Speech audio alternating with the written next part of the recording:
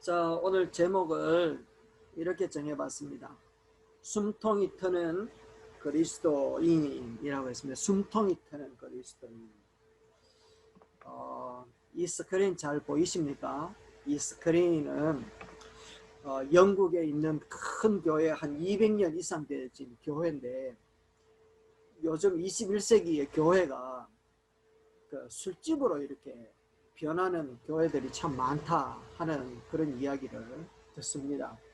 또 이 그래프가 뭔가 하면 코로나19 이후에 우리 그리스도인들에 대해 가지고 어떻게 생각하느냐 하는 것을 설문조사를 했더니 이렇게 나옵니다.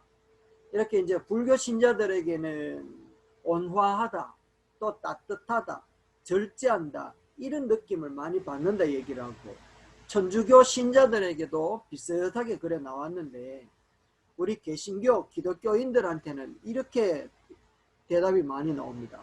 거리를 두고 싶은 사람들, 이중적인 사람들, 사기꾼 같은 사람들, 이렇게 이제 이야기가 들려지는 겁니다. 이 이야기를 보면서 야, 이거 어떻게 하다가 교회가 이렇게 되었노 라는 생각이 드니까 참 마음이 참 답답하지 않을 수가 없더라는 거죠. 심지어는 제네바의 어떤 목사님이 그 자기 교회를, 교인이 없어서 예배당을 팔아서 그 예배당을 구입한 사람이 술집을 만들었다라는 이야기는 많이 들었는데, 오히려 그 교회의 젊은이들을 이렇게 교회로 불러들일 목적으로 술집을, 예배당을 술집으로 만들었다 하는 그런 이제 뉴스가 나오더라는 겁니다. 그게 바로 이와 같은 그런 모습들인데, 그래서 한인 목사님이 이 교회를 한번 가봤대요. 가보니까 이거는 술집도 아니고 교회도 아니고, 술집이라고 하기에는 너무 초라하고 교회라고 하기에는 너무 변질되어 있고, 그러니까 이것도 아니고 저것도 아닌 그런 슬픈 모습을 보고 돌아왔다 얘기를 하는 겁니다. 그런 뉴스를 보면서 한국 교회도 지금 코로나라고 하는 이런 상황을 통하여서 점점 사람들한테 따돌림을 당하고 외면을 당하게 되어진 지금 상황이 왜 이렇게 될 수밖에 없었을까? 왜 우리는 이런 결과를 맞아들여야만 하는가에 대해서 굉장히 우리가 돌이켜보지 않을 수가 없더라는 겁니다. 그래서 오늘 아침에 우리가 잠시 생각하고 묵상하고 싶은 것은, 과연 그렇다면 하나님이 생명을 다하여서 구원해 놓으신 성도들과 그들의 성도들의 모임이 되어 있는 교회가 그렇게 전락하는 것을 하나님이 기뻐하실까? 그렇지 않다면 하나님은 어떻게 하기를 원하실까? 라고 하는 것을 보면서 참으로 한국 교회, 오늘 이 시대가 다시 한번 회복되어지기를 원하는 하나님의 그 기쁘신 뜻을 깨닫고 우리들이 어떻게 하면 그러면 회복되어질 수 있을까 하는 것을 오늘 본문을 통하여서 우리가 잠시 보았으면 좋겠습니다. 그래서 오늘 제목을 숨통이 트는 그리스도인이라고 이야기를 정해봤는데, 오늘 본문에 나오는 이 배경은 베드로 요한이 나사렛 예수의 이름으로 성전 미문에 앉아있는 안전뱅이를 말씀 한마디로 고쳐내는 놀라운 기적을 나타낸다라는 겁니다. 이것은 다시 이야기하면 사도행전 교회 오순절 성령 강림의 대표적인 사건으로, 이 사건이 시작되어서 그 시대의 사람들과 또 그 모든 문화에 엄청난 영향을 미치는 그런 시작을 나타내는 사건이 바로 오늘 본문 말씀이거든요. 그렇다면 이 사건이 어떤 때에 일어났는가 하는 것을 우리가 지금 한번 볼 필요가 있다는 겁니다. 베드로 요한이 시간을 정해놓고 3장 1절 말씀에 보니까 9시 기도 시간에 성전에 올라가더라 라고 하는 것을 우리에게 가르쳐주고 있더라는 거죠. 그러니까 다시 얘기하면 이 사건은 기도하는 시간대에 일어났다라는 것을 우리에게 강력하게 얘기를 하고 있다는 겁니다. 그래서 크리스천들의 이 시대를 향하여 변화시키고 다시 한번 기대를 일으킬 수 있는 그런 모습으로 돌아올 수 있는 유일한 방법은 기도 외에는 방법이 없다 라고 하는 것을 우리에게 가르쳐주고 있다는 거죠. 유대인들은 9시, 3시 그리고 해진 무렵 이렇게 하나님 앞에 기도하는데, 아침에 기도하고 저녁에 기도하는 것은 우리가 이해가 되지만 3시에 기도한다라는 것은 무슨 뜻인가 하면 순간순간마다 때마다 하나님이 함께하고 있다는 그런 의미거든요. 그래서 그들은 하나님 앞에 쉬지 않고 기도했다 라고 하는 것을 우리에게 가르쳐 주는데, 그 의미가 바로 여기에 있습니다. 4장 30절입니다. 우리 같이 한번 읽어봅시다. 시작. 손을 내밀어 병을 낫게 하시옵고 표적과 기사가 거룩한 종 예수의 이름으로 이루어지게 하옵소서 하더라. 이렇게 기도를 하더라는 겁니다. 사실 예수님께서 성령이 오실 때까지 기다려라, 성령이 오실 때까지 기다리며 기도해라라고 얘기를 하니까, 예수님이 성천하에 올라가시고 난 다음에 계속해서 기도하여서 성령을 받았단 말이죠. 성령을 받았고 난 다음에 이들은 기도를 멈춘 게 아니었다라는 겁니다. 성령을 받고도 계속해서 기도했는데, 기도하는 것을 한번 보십시오. 30절에 손을 내밀어 병을 낫게 하시옵고 표적과 기사가 거룩한 종 예수의 이름으로 이루어지게 하옵소서. 계속해서 이렇게 기도하고 있었다라는 겁니다. 그랬더니 31절에 어떤 역사가 나타났는가 하면, 빌기를 다 하니까 그곳에 진동이 일어났다라는 것. 그 진동이 일어남과 동시에 그들은 계속해서 하나님의 말씀을 이렇게 계속해서 증거하는데, 결국 이와 같은 일들은 기도 외에는 이런 이유가 나타날 수 없다. 기도해야 된다는 것을 이야기하고 있다는 겁니다. 그래서 기도를 안 하는 종교는 어느 종교도 없는데, 기독교는 다른 종교하고 기도라고 하는 것이 의미가 다르다는 것을 우리가 알 필요가 있습니다. 그래서 기독교의 기도라는 것은 하늘의 뜻이 내 안에 이루어지고 또 하늘의 뜻을 이 땅에 세워나가기 위하여 기도하는 것이지, 나의 소원과 나의 원하는 것을 이루기 위하여 내 소원 성취를 위해서 기도하는 것이 절대로 아니더라는 것. 그거는 일반 종교들에 나타나는 거고, 우리가 하는 기도는 그들과 천지 차이가 난다라는 거야. 그래서 기도하지 않으면 내 뜻을 이루지만, 기도하는 자는 주님의 뜻을 이루어낸다라는 거야. 그래서 세상에 영향력 있는 교회는 이 땅에 하나님의 뜻을 이루려고, 또 이 땅에 하나님의 뜻을 이루려고 기도하는 교회라는 겁니다. 겟세마네의 기도를 생각해 보면, 예수님, 하나님의 아들인 예수님도 하늘의 뜻을 이루기 위하여 기도하셨다라는 겁니다. 하나님의 말씀을 전하기 위하여 기도하는 초대교회의 모습을 봐야 된다는 거죠. 그래서 세상을 향해서 담대하게 외칠 수 있는 교회는 기도하는 교회라는 거예요. 그래서 기도하지 않으면 세상에게 잠식당하지만, 기도하는 교회는 세상을 이기는 교회가 된다라는 겁니다. 그래서 기도하지 않는 교회는 귀신 들린 아들을 고칠 수 없었지만, 기도하는 베드로는 안전뱅이도 일으키더라는 거죠. 그래서 기독교는 하늘의 능력을 이 땅에, 하늘의 뜻을 이 땅에 이루어내는 통로인 기도라고 하는 능력을 가진 자들이라는 거, 이거 잊으면 안 된다는 거. 그래서 다시금 이 시대에 기독교가 욕을 얻어먹고 멸시를 당하고 조롱을 받는 이유가 어디에 있는가 하면, 우리가 기도의 능력을 다 잊어버렸기 때문에 그래요. 기도를 통하여 하나님의 뜻이 하늘에서 이루어진 것처럼 이 땅에 이루어지기를 원하고, 하나님의 사랑이 나를 인하여 증거되어지기를 원하는 이런 기도, 이런 능력 있는 기도, 이것이 다시금 세상에 영향력 있는 교회로, 하나님의 뜻을 이 땅에 이루어내는 교회로 그렇게 만들어가게 될 줄로 믿습니다. 그래서 우리의 기도를 꼭 놓치지 않고 하나님의 뜻이 이루어지기를, 그렇게 기도할 수 있게 되기를 주의 이름으로 축원합니다. 두 번째, 우리가 세상에 영향력 있는 교회요, 숨통 트이는 그리스도인들이 되기 위해서는 예수 그리스도와 반드시 연합하는 교회가 되어야 되는 겁니다.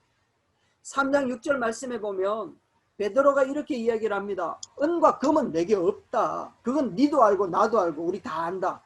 그렇지만 내게 있는 것을 네게 주는데, 나사렛 예수 그리스도의 이름으로 일어나 걸어라 라고 이야기를 합니다. 구걸하고 있는 안전뱅이를 보고 걸으라고 하니까 안전뱅이가 그 자리에서 벌떡 일어나서 걷기도 하고 뛰며 하나님을 찬송했다라는 거죠. 그렇게 할 수 있는 능력이 어디로부터 왔는가 하면 은과 금으로 되어진 것이 아니더라는 거.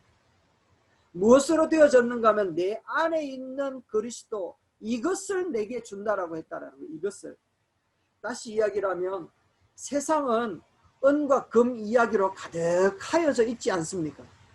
그래서 세상은 모든 가치를 금으로 평가한다라는 거죠. 돈 이야기를 빼면 세상에서 할 이야기가 없다. 세상에 심지어 전쟁도 돈을 위해서 한다라는 겁니다. 전투기 보입니까? 전투기. 이 전투기가 한번 출격하는 데에 50만 달러, 우리나라 돈으로 6억 가까이가 든답니다. 옆에 있는 그 크루즈 함대가 한번 이렇게 훈련하게 되어지면 미사일 한 방 쏘잖아요. 이 한 번 쏘는데 12억 달러랍니다. 12억. 그러니까 전쟁도 사실은 이 무기 팔아먹기 위해서 하는 그런 패권주의자들이 만들어가는 그런 방편이더라는 겁니다. 그래서 돈이 없으면 일이 되어지지 않는 것. 심지어는 병원도 이 돈이 없으면 치료도 잘 받을 수가 없는 게 오늘 우리들의 문화고 모습이라는 거죠. 그래서 은과 금으로 다 해결하려고 하는, 이게 근데 교회 내에 들어오면 안 된다라는 거죠. 교회는 금 이야기하는 것이 아니라, 은 이야기를 하는 것이 아니라, 교회는 금의 위력을 나타내는 것, 돈의 위력을 나타내는 곳이 아니라 오직 예수 그리스도의 능력을 나타내는 자리가 되어야 될 줄로 믿습니다. 토마스 아퀴나스는 이런 이야기를 합니다. 초대 교회는 은과 금은 없었다. 그래서 그들은 나사렛 예수의 이름을 가지고서 능력을 나타냈다. 그렇지만 오늘날 우리들의 교회는 금으로 기둥을 만들고 대리석으로 바닥을 깔고 엄청난 교회를 짓고 땅도 많이 갖고 사람들도 많이 있지만 나사렛 예수 그리스도의 이름의 능력은 잃어버렸다 라고 이야기를 하고 있더라는 겁니다. 오늘 우리 현대 교회에 적용하고 또 우리 교회를 위기로 몰고 가고 또 우리를 유혹으로 몰고 갔던 이유가 바로 여기에 있다는 겁니다. 교회도 세상처럼 돈으로 무엇을 하고 싶은 마음을 가득 갖고 있다는 거죠. 부자 청년이 예수님 앞에 찾아와서 어떻게 하면 영생을 얻겠나이까? 라고 이야기를 하니까 네가 가지고 있는 거 팔아가지고 가난한 사람한테 나누어 주라. 그리고 날 따라오라. 라고 이야기를 하니까 등을 쥐고 돌아가 버리지 않습니까? 이게 교회 내에서도 일어나고 있다면 정말 어처구니 없는 문제라는 거죠. 그런데 이것이 오늘날 우리들의 교회를 변질시키는 가장 큰 요인이 되었다라는 겁니다. 은과 금이 아니라 예수의 이름. 그래서 우리는 세상이 원하는 것과 하나님이 원하는 것이 다르다라는 것을 알아야 된다는 거죠. 그래서 이 베드로는 이 사람을 고치고 영향력이 있는 그 힘을 어디로부터 우리에게 있는가 가르쳐 주는데 그게 바로 나사렛 예수의 이름에 있다는 것을 우리에게 가르쳐 줍니다. 그럼 우리 한번 물어보십시다. 나사렛 예수의 이름을 우리는 소유하고 있는가? 우리 집사님들은 나사렛 예수의 이름을 소유하고 있습니까? 아멘. 네. 여기서 나사렛 예수의 이름을 소유하고 있다 라고 하는 것이 무슨 뜻인가 하면 베드로는 지금 내게 있는 것 이것을 너에게 준다라고 이야기를 했는데 베드로는 지금 예수 그리스도로 가득했다라는 겁니다. 그러니까 예수 그리스도로 소유하고 있었기 때문에 다시 이야기를 하면 베드로는 예수 그리스도와 연합을 하고 있다라는 겁니다. 완전하게 연합이 되어져 있다라는 거죠. 다시 이야기하면 완전하게 하나가 되었다라는 것을 이야기하는 겁니다. 예수님이 십자가에 죽으시기 몇 시간 전에 제자들에게 분명하게 이야기를 하기를 뭐라고 이야기했는가 하면 이렇게 이야기합니다. 나는 포도나무다. 너희는 가지다. 그러니까 너희는 내 안에 내가 너희 안에 거하면 사람이 열매를 많이 맺을 수 있다. 나를 떠나서는 너희가 아무것도 할 수 없다. 불과 6시간 후면 예수님이 죽어요. 마지막 유언과 같이 남긴 말이 무엇인가 하면 내 안에 있어야 된다. 나도 너희 안에 있겠다. 이게 연합을 이야기하는 거거든요. 그러면서 하는 말이 너희가 내 안에 있고 내 말이 너희 안에 있으면 무엇이든지 원하는 대로 구하라. 그리하면 이룰 것이다. 이건 연합을 이야기하는 거예요. 네가 나고 내가 니다 라고 이야기하는 부분을 얘기하시는 겁니다. 그래서 예수님은 제자들이 자기와 연합되기를 원했다라는 거죠. 온전하게 하나 되기를 원했던 것. 그래서 하늘의 뜻이 내 안에 이루어지고 또 내 뜻이 하나님의 뜻이 되는 것. 이게 바로 연합의 때거든요. 나의 생각이 예수님의 생각이고 또 나의 행동이 예수님의 행동이 되는 것. 그분의 눈물이 나의 눈물이 되고 그분의 기쁨이 나의 기쁨이 되는 것. 이게 연합이거든요. 내게 있는 것으로 네게 준다. 예수님과 온전하게 하나 된 베드로는 안전뱅이를 향하여서 예수 그리스도의 능력을 드러내는 겁니다. 예수님의 마음이 그 마음이라는 거죠. 예수님이 마음이 너에게 다 주고 싶으면 그 마음을 베드로는 알았기 때문에 내게 있는 것을 준다. 예수님의 마음을 준다라는 거예요. 예수님의 생각이 나의 생각이 되고 그분의 마음이 나의 마음이 되고 그분의 손이 머무는 곳에 나의 손이 머물기를 원했고 그분의 발이 가는 곳에 나의 발이 가는 것, 이게 바로 예수님과 연합되는 것을 이야기하는 것이거든요. 예수님과 연합할 때 교회는 다시 본질을 찾게 될 줄로 믿습니다. 근과 음은 있는데 예수 그리스도에 연합되어진 것이 상실되어져 버리니까 교회의 능력이 사라지는 거예요. 금과 은으로 대리석으로 삐까번쩍하는데 예수의 능력이 없으니까 예수님이 그 교회를 보존시켜 내지를 못하는 겁니다. 그러나 금과 음은 없어도 우리 안에 예수 그리스도가 연합되어진 자라면 우리 주님이 오늘도 우리를 지키시고 보호하실 줄로 믿습니다. 아멘. 아멘. 오늘 아침에 성지교회에서 예배 드린다고 이야기하니까 누가 얘기하더라고요. 앞에 있는 큰 교회도 예배 안 드리는데 너희는 뭐라고 예배 드리노? 그래가지고 웃었습니다. 한참을 웃었습니다. 앞에 있는 큰 교회도 예배 안 드리는데 조그마한 너희 교회가 무슨 예배를 드리노? 참 하나님 앞에 감사하더라고요. 그래서 작지만 예배 드리는 우리 때문에 너희 산대 이런 마음으로 참 그들을 위해서 기도했는데, 예수님과 연합되어진 교회는 세상으로부터 버림을 당할지라도 우리 주님이 반드시 붙들어 주실 줄로 믿습니다. 그게 교회의 모습이었고 그것이 가득하니까 안전뱅이가 나왔고요. 교회에 부흥이 일어나고요. 죽은 자들이 살아나는 역사가 일어나더라는 겁니다. 우리는 반드시 예수 그리스도와 연합하는 우리 성지교회가 되기를 주의 이름으로 축원합니다. 아멘. 마지막으로 세 번째, 교회가 순통이 트기 위해서는 반드시 교회에 나타나는 영광을 하나님께 돌릴 줄 알아야 됩니다. 하나님께 돌릴 줄 알아야 되는 거예요. 사람들이 기적이 나타나니까 몰려드는 겁니다. 베드로를 향해서 몰려드는 겁니다. 그러니까 베드로가 하는 말이 무엇인가 하면 12절 우리 같이 한번 읽어봅시다. 시작. 우리 개인의 권능과 경건으로 이 사람을 걷게 한 것처럼 왜 우리를 주목하느냐.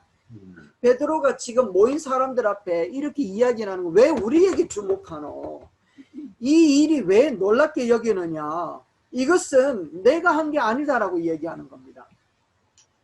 뭐라고 이야기하는가 하면 16절 말씀해 보니까 예수로 말미암아 난 믿음으로 되어진 것이라 얘기를 하는 거예요. 믿음으로 되어진 것이다. 하나님의 기적은 사람들에게 충격을 주고 또 충격은 사람들에게 집중하게 만든단 말이에요. 그래서 모든 이단들은 집중되어진 그 시선과 그 인기를 자기에게로 다 돌리고 입맛 포켓해 버리는 거. 그래서 교만해가지고 쓰러지는 거죠. 넘어지는 거죠. 정광훈 씨 한번 보세요. 그 설교를 그 이야기하는 거 들어보세요. 모든 영광이 다 자기로부터 주어졌다. 이단들의 모든 부분들이 자기로부터 주어졌고 나사렛 예수는 실패자다. 이렇게 교만에 떨어져 버리더라는 겁니다. 베드로는 예수의 이름으로 기적이 나타난 것을 왜 이상하게 여기느냐, 또 그 능력이 왜 내게로부터 나타났다고 생각을 하느냐 라고 이야기하면서 자신이 한 게 아니다 얘기하는 겁니다. 예수 그리스도의 이름으로 나타난 하나님의 역사다 라고 이렇게 증거하고 있다라는 거죠. 여기에 베드로와 요한의 위대함이 있고 우리 교회가 회복되어져야 되는 정체성이 여기에 있는 겁니다. 교회가 선한 일을 하고 교회가 좋은 일을 하고 교회가 멋진 일을 하고 난 다음에 영광을 다 교회가 가져버리는, 하나님은 사라져버리는 거예요. 사람들은 이럴 때 넘어지고 목에 힘이 들어가거나 침묵해버리는 겁니다. 그래서 신앙의 위기가 찾아온다는 거죠. 그렇지만 베드로는 이런 영적인 위기가 닥쳐왔을 때 자신의 입장을 분명하게 밝혀냅니다. 지금 안전뱅이가 일어난 것은 내가 한 일이 아니라 예수님이 하신 일입니다. 그 능력은 하나님께로부터 온 것입니다 라고 이야기를 하고 있더라는 겁니다. 건강해 하신 것도 하나님이십니다. 합격해 하신 것도 하나님이십니다. 성공해 하신 것도 하나님이십니다 라고 이야기를 하면서 하나님께 영광을 돌리고 있다는 거예요. 하나님이 하셨다고 말할 때 우리들의 영적인 쾌감, 영적인 감사, 영적인 희열이 여기에 드러나는 줄로 믿습니다. 하나님도 여기에 역사를 하시는 거예요. 한국교회가 얼마나 하나님의 영광을 가로채버리고 소매치기 해버렸는지, 하나님께 돌려야 할 것들을 제 것으로 여기고 교만 떨고 자랑하다가 지금 이 자리에 와버렸다라는 거죠. 기적이 어떻게 일어나는가? 하나님의 능력으로 나타났다라는 거죠. 베드로는 나사렛 예수의 이름으로 되었다 얘기합니다. 그 이름이 뭔지 우리 잘 알잖아요. 모든 이름 위에 뛰어난 이름, 모든 것을 무릎 꿇게 하신 이름, 바로 그 이름 예수 그리스도, 그분이야말로 우리를 이끄시고 세우신다라고 고백하고 있는 것을 보게 되어집니다. 우리가 하나님 앞에 이렇게 기도하고 또 예수 그리스도를 우리가 연합하고 그로부터 주어진 하나님의 영광이 오늘 우리를 멋지고 훌륭하게 만들어져 갈 때, 우리가 우리의 입으로 하나님 앞에 영광을 돌리는 순간 19절 말씀에 나와 있는 것처럼 새롭게 되는 날이 주 앞으로부터 이를 것이요 라고 했던 베드로의 이 고백이 오늘 우리에게 일어날 수 있게 되기를 주의 이름으로 축원합니다. 너무나도 가슴 아프지 않습니까?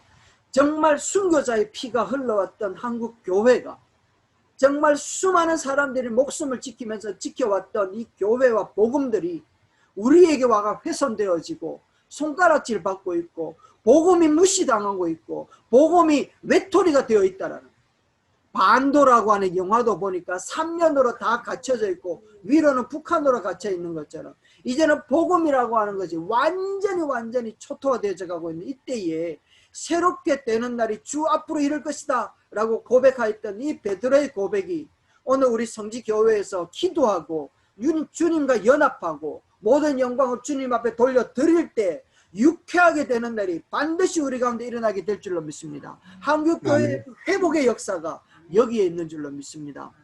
아멘. 기도할 때에 새롭게 되는 날이 언제나 일어나기를 간절히 소망하며 이 한 주간도 승리하며 주님 앞에 영광 돌려드리는 저 여러분 되시기를 주의 이름으로 축원합니다.